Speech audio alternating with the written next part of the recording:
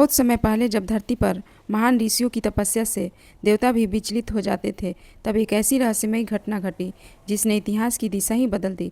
यह कथा है उस दिव्य रहस्य की जहाँ एक श्राप, एक तपस्वी और एक हिरणी मिलकर ऐसे महर्षि के जन्म का कारण बने जिनके बिना भगवान श्री राम के अवतार की कथा भी अधूरी मानी जाती है। ऋषि ने अप्सरा को छोड़ हिरणी को क्यों किया गर्भवती? ऋष्यंग श्रृंग ऋषि के जन्म का रहस्य। क्या सचमुच एक महान ऋषि के तेज से एक हिरणी गर्भवती हुई थी?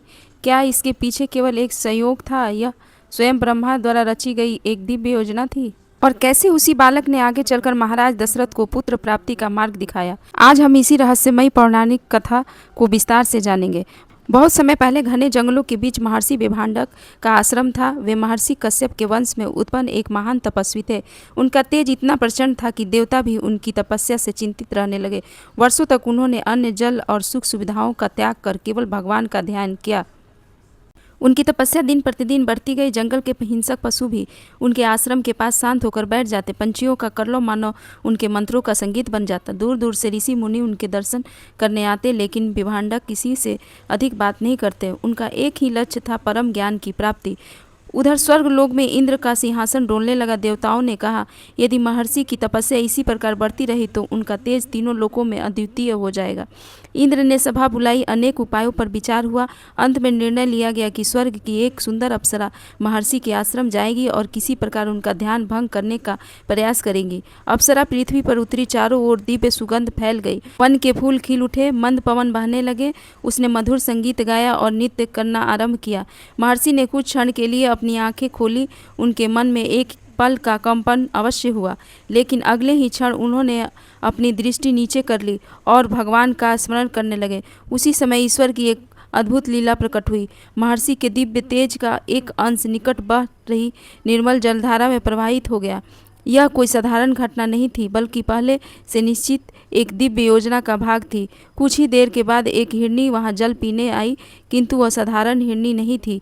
पूर्व जन्म में वह स्वर्ग की एक देव कन्या थी। एक ऋषि के श्राप के कारण उसे हिरणी का जन्म मिला था। श्राप देते समय ऋषि ने कहा था, जब किसी महान तपस्वी के दिव्य तेज से तुम्हारे गर्भ से एक तेजस्वी पुत्र जन्म लेगा, तभी तुम इस श्राप से मुक्त होकर पुनः स्वर्ग लौट सकोगी।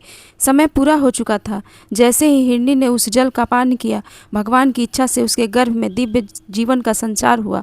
महीनों के बाद उसने एक अद्भुत बालक को जन्म दिया। बालक के मस्तक पर एक छोटा सा सिंह था और उसके शरीर से अलौकिक प्रकाश निकल रहा था। उसी समय आकाश से पुष्पों की वर्षा होने लगी।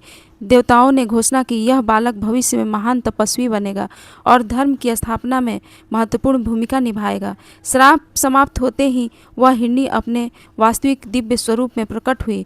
उसने बालक को प्रणाम किया और आकाश मार्ग से स्वर्ग लौट गई।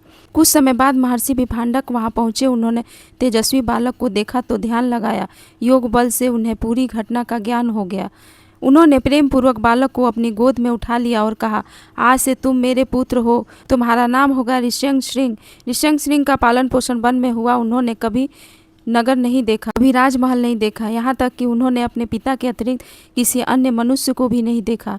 महर्षि विभांडक उन्हें वेद, उपनिषद, यज्ञ, ज्ञान और तप का ज्ञान देते रहे। साथ ही उन्होंने एक बार बार समझाई, पुत्र, संसार में सबसे बड़ी शक्ति संयम है। जो अपने मन को जीत लेता है वही सच्चा ऋषि कहलाता है। ऋष्यंग श्रृंग ने पिता की हर आज्ञा का पालन किया। इधर अंग देश में कई वर्षों तक वर्षा नहीं हुई। नदियां सूख गई, खेत बंजर हो गए, लोग भूख से व्याकुल होने लगे। राजा रोमपाद ने अनेक यज्ञ किए, दान किए, लेकिन वर्षा नहीं हुई। अंत में राज्यसभा में महान ऋषियों ने कहा, राजन, केवल एक ही उपाय शेष है। यदि महर्षि ऋष्यंग श्रृंग अपने राज्य में कदम रख देंगे तो इंद्र प्रसन्न होकर वर्षा अवश्य करेंगे। लेकिन समस्या यह थी कि ऋष्यंग श्रृंग ने कभी आश्रम नहीं छोड़ा था।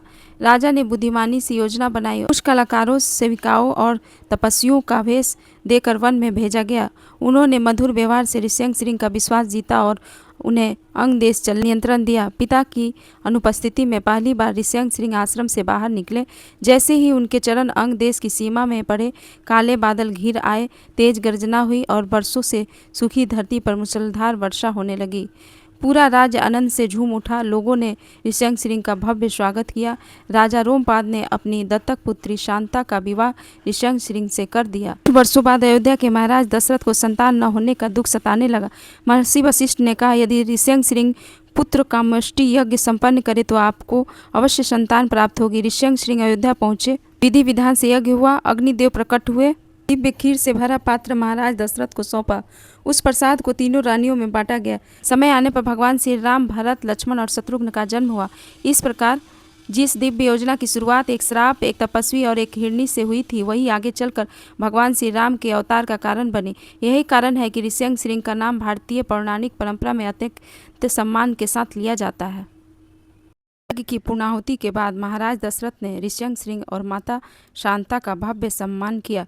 पूरे अयोध्या में उत्सव मनाया गया। हर और यही चर्चा थी कि महान तपस्वी ऋष्यंक सिंह के कारण ही रघुकुल को 4 दिव्य पुत्रों का सौभाग्य प्राप्त हुआ। कुछ दिनों तक अयोध्या में रहने के बाद ऋष्यंक सिंह ने महाराज दशरथ से कहा, राजन, हमारा कर्तव्य पूर्ण हो चुका है। अब हमें पुनः तप और धर्म के मार्ग पर लौटना चाहिए। महाराज दशरथ ने विनम्र होकर उनके चरण स्पर्श किए और कहा, भगवान, आपका यह उपकार रघुकुल कभी नहीं भूल सकेगा। ऋष्यंक सिंह अपनी पत्नी शांता के साथ अंगदेश लौट आए।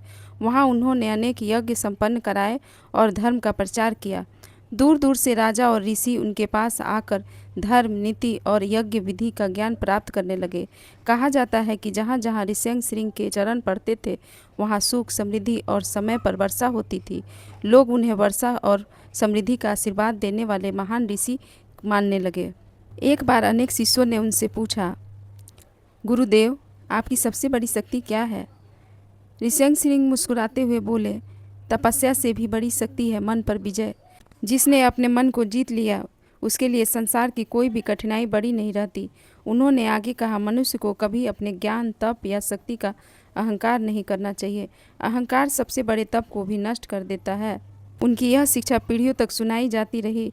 इसी कारण आज भी ऋष्यंक सिंह का नाम महान तपस्वियों में आनंदपूर्वक लिया जाता है। ऐसी मान्यता है कि उन्होंने अपने जीवन के अंतिम वर्षों में पुनः घने वन में जाकर कठोर तप किया और अंततः भगवान के धाम को प्राप्त हुए। इस कथा से हमें 3 महान शिक्षाएं मिलती है। पहली, सच्ची तपस्या कभी व्यर्थ नहीं जाती। दूसरी, ईश्वर की योजना मनुष्य की समझ से कहीं बड़ी होती है। और तीसरी, संयम, विनम्रता और धर्म का पालन करने वाला व्यक्ति ही सच्चे अर्थों में महान बनता है। हर हर महादेव। जय श्री राम।